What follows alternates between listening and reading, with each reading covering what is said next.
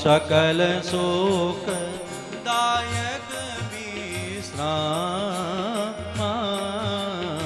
सकल लोक दायक विश्राम। इस प्रकार जब 4 द्वार को पार करेंगे, जब आप लोग अयोध्या जाएंगे कनक बिहारी सरकार का दर्शन करने, तो वहां पाएंगे 4 द्वार हैं, और जब तक 4 द्वार पार नहीं करोगे तब तक कनक बिहारी सरकार का दर्शन नहीं होगा।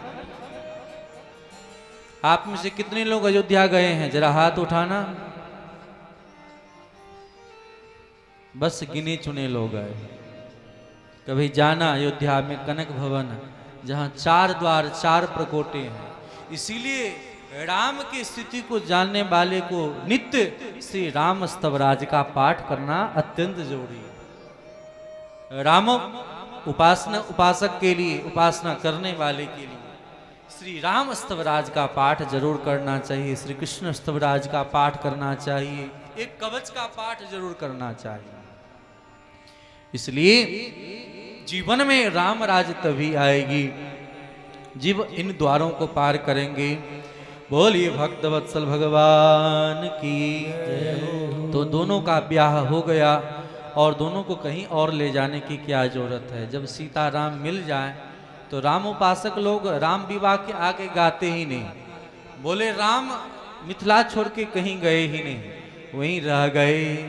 हिमि बंत जिमि गिर जा महेश, उदाहरण है।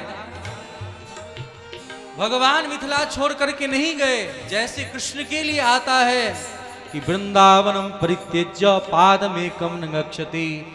जो उपासक होते हैं वृंदावन के बाहर वाले कृष्ण को नहीं मानते। रे मन वृंदा विपिन निहार, विपिन राज सीमा के बाहर हरिहु को न निहार। रे मन वृंदा विपिन निहार। वृंदावन के संत वृंदावन से मथुरा भी नहीं जाते। ऐसे ऐसे उपासक हैं कि वृंदावन को छोड़ करके मथुरा भी नहीं जाते। अरे ऐसे संत हैं कि बरसाना छोड़ करके उसके दूसरे तरफ नहीं जाते। ऐसे ऐसे संत हैं कि कुटिया में टाटिया स्थान के महंत जी, पूज्य श्री महंत जी महाराज कुटिया को छोड़ करके बाहर नहीं जाते। जितनी भी कार्य है सब वहां के प्रशासन आकर के वहीं करवा लेता। नहीं महाराज जी, कहने का भाव है उपासना तो भीतर का विषय है।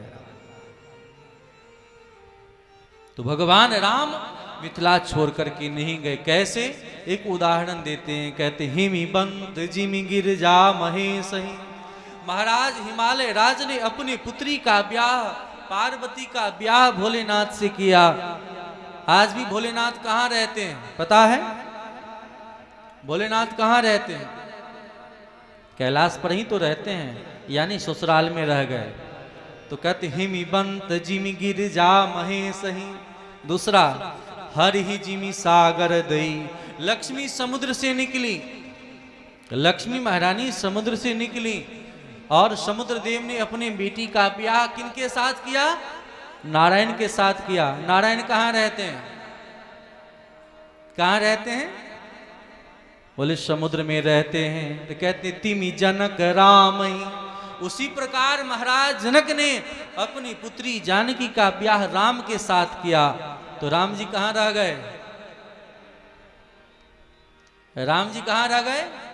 मिथिला में रह गए। बोले श्री सीताराम भगवान की जय सिया राम, जय सिया राम, जय सिया राम। तो हिमि बंत जिमि गिर जा महेश।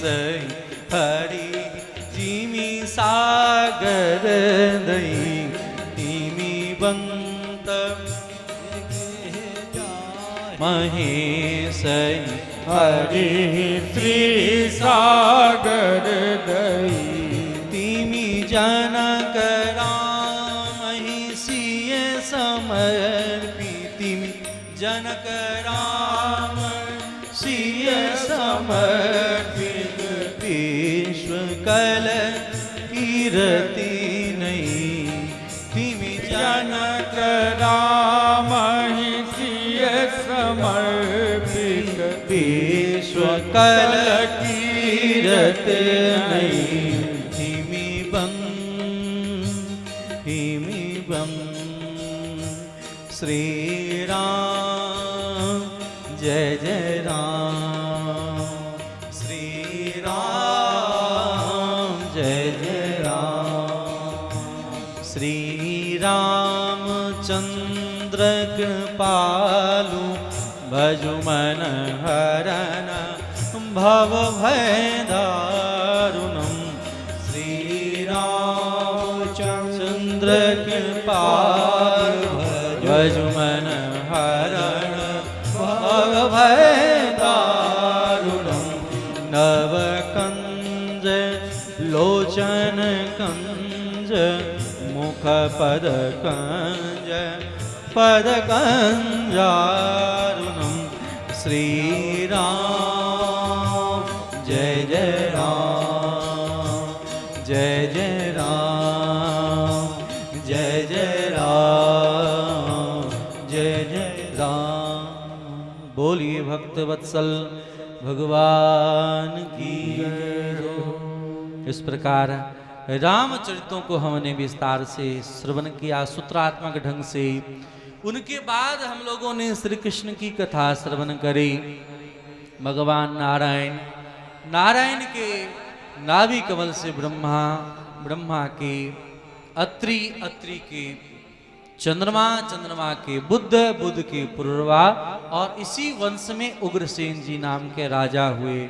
बड़े धर्मात्मा थे, लेकिन इन धर्मात्मा के यहाँ समुद्र मंथन के समय जो राक्षस भगवान नारायण के हाथ मरा था, कालनेमी नाम का राक्षस, वही इस कलयुग में इस द्वापर के अंत में कंस बनकर के अवतार लिया। देखो कंस नाम नहीं है, नाम है कंस।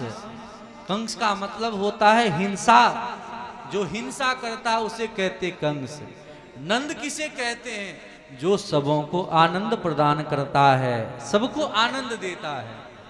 हमारे ये यजमान परिवार पवन गर्ग जी ने कहा कि स्वामी जी मैं ये कथा अपने लिए नहीं, जितने भी परिकर हैं, भक्त हैं, प्रेमी हैं, इन समुदायों को मैं क्या दे सकता हूँ अपने पितरों के नामों से। तो सबों को कथा सुनाने का ठेका ले रखा है कि सब लोग कथा सुन। इससे बड़ी बात क्या हो? अरे दुनिया भर के वस्तु बांट दिया, खिला दो पिला दो, वो नष्ट हो जाएगा। लेकिन यह कथा तो इतना है, लोग संसार को भरते हैं, ये तो संसार से ऊपर परम पुरुष को भरने का कार्य कर रहे हैं। पवन तनय बल पवन समाना, जैसे हनुमान जी कहते हैं कि राम काज किन्ने बिना मोहि कहाँ विश्राम। तो पवन तनय, पवन भी हनुमान का ही एक नाम है, और दूसरे भाई हैं महावीर, ये भी हनुमान जी का ही नाम है। इसलिए दोनों भाइयों के लिए जोरदार ताली हो जाए। इसी प्रकार का सत्कर्म करते रहें, भला क्यों ना करें। इनकी धर्म पत्नी है रेखा गर्ग। देखो कि रेखा सब लोग दिखाते कि नहीं दिखाते? आम तौर पे सोचो, जिनकी रेखाएं अच्छी है वह निश्चित ही सत्कर्म ही करेगा। इसलिए रेखा गर्ग जी के लिए भी जोरदार ताली हो जाए। और किनके वंशज हैं? तो चिरंजीव लाल जी के, जो खुद चिरंजीव हो। यहाँ 7 चिरंजीव की चर्चा है। अश्वत्थामा बलिर्व्यासो हनुमानश्च विभीषणः कृपः परशुरामश्च संतप्ते चिरजीवनः। तो ऐसे जो दूसरों को आनंद करता हो उनका नाम है नंद। अब कहोगे यशोदा किसे कहते हैं? तो कहते हैं यशः ददाति स यशोदाया, जो दूसरों को यश दे, यश के पीछे खुद न भागे, जो यश दूसरों को दे दिलाने का कार्य करे, उनका नाम है यशोदा। ऐसे यशोदा के यहाँ आज बहुत समय के बाद नंद बाबा के यहाँ लाला का जन्म हो रहा है। कंस हिंसा करके कथा में आप सबने सुना कि कंस के अत्याचार से भय से व्याकुल होकर के पृथ्वी महारानी व्याकुल हो गई, त्राहिमाम करने लगी। और इनको त्राहिमाम करते देख करके पृथ्वी गौ का रूप धारण करके ब्रह्मा जी के साथ मिलकर के कहाँ जाती है? भगवान की आराधना करने के लिए। और भगवान जब प्रसन्न हो जाते हैं